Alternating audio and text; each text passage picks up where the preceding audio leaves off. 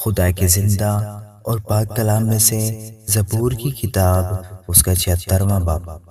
خدا یہودا میں مشہور ہے، اس کا نام اسرائیل میں بزرگ ہے۔ سالم میں اس کا خیمہ اور سیون اس کا مسکن۔ وہاں اس نے برق، کمان کو اور ڈھال اور تلوار اور سامان جنگ کو توڑ ڈالا۔ تو جلالی ہے اور شکار کے پہاڑوں سے شاندار ہے۔ مضبوط دل لٹ گئے، وہ گہری نیند میں پڑے ہیں اور زبردست لوگوں میں سے کسی کا ہاتھ کام نہیں آیا۔ اے یعقوب کے خدا، تیری جھڑکی سے رتھ گھوڑے دونوں پر موت کی نیند طاری ہے۔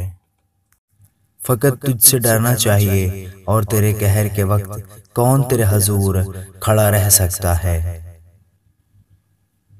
تو نے آسمان پر سے فیصلہ سنایا، زمین ڈر کر چپ ہو گئی۔ جب خدا عدالت کرنے کو اٹھا تاکہ زمین کے سب حلیموں کو بچا لے، بے شک انسان کا غضب تیری ستائش کا باعث ہوگا، اور تو غضب کے بقیہ سے کمر بستہ ہوگا۔